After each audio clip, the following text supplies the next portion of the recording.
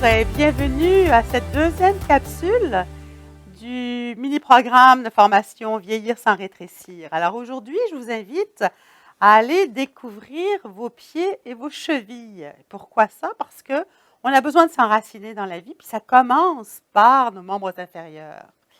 Et aussi parce que, vous savez, vous, peut-être, mais moi, ça m'est déjà arrivé, je me lève le matin, puis j'ai comme les chevilles sont un peu raides, et on se sent un peu, on n'est pas sûr qu'on va pouvoir descendre les marches, et donc c'est des petits mouvements que je fais au quotidien, que je vous invite aussi à faire au quotidien, pour assouplir pieds et chevilles, pour vous sentir vraiment enraciné dans la vie. Alors, bienvenue à cette deuxième capsule. Alors, prenez le temps de poser vos deux pieds, fermez les yeux quelques instants et prenez juste le temps de vous centrer, de voir où est votre poids sur vos pieds. Arrêtez-vous sur la sensation. Avez-vous le poids sur vos orteils? Avez-vous le poids plus sur les talons? Comment est-ce que vous ressentez le poids? Avez-vous plus de poids d'un côté ou que de l'autre au niveau du pied? Donc, prenez juste le temps de vous centrer, de vous enraciner dans votre sensation. Et juste prendre ce petit temps pour se poser.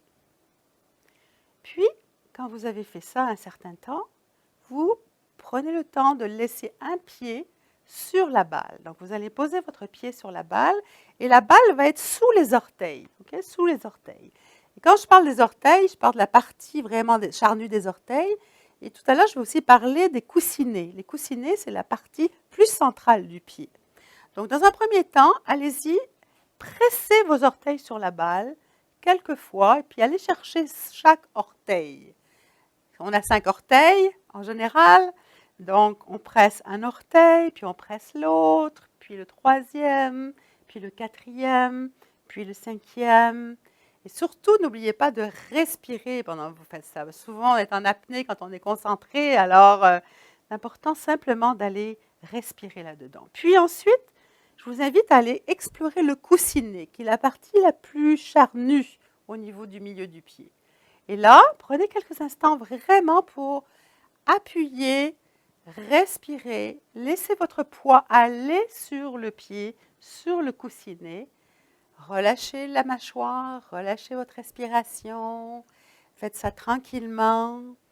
On passe du coussinet vers les orteils. Et à nouveau des orteils au coussinet.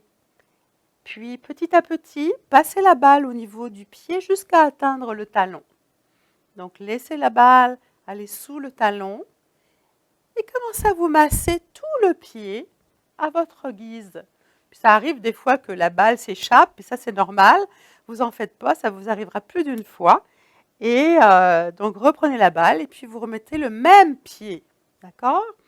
C'est important de rester avec le même pied. Donc, on appuie. Puis, quand vous avez terminé ce petit voyage avec votre massage de la balle, vous posez votre pied sur le sol et vous fermez les yeux un instant et vous prenez quelques instants pour sentir la différence entre les deux pieds, de voir qu'est-ce qui se passe.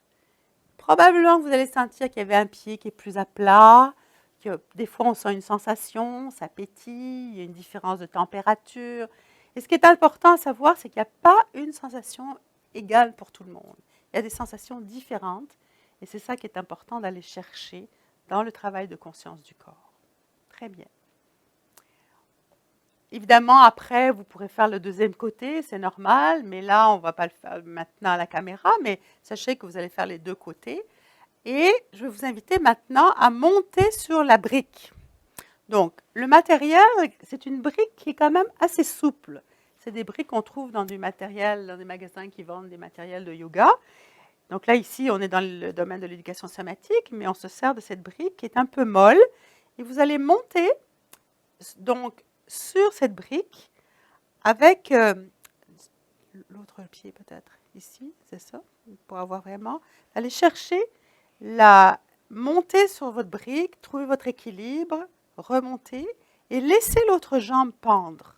Et donc, laisser l'autre jambe pendre, ça veut dire qu'on prend le temps de laisser le bassin simplement bouger.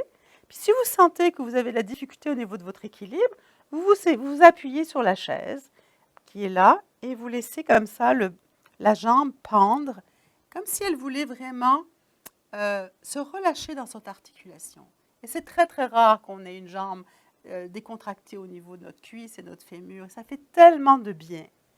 Donc on sent vraiment que cette jambe peut ici relâcher et être toute molle.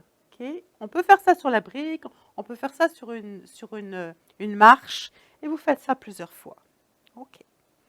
Quand vous avez fait ça plusieurs fois, vous arrêtez de balancer votre cuisse et on va passer à la troisième étape de cette exploration au niveau de nos racines et de nos pieds et chevilles qui va être, vous allez imaginer qu'au niveau du gros orteil et des orteils, vous avez un pinceau, une peinture.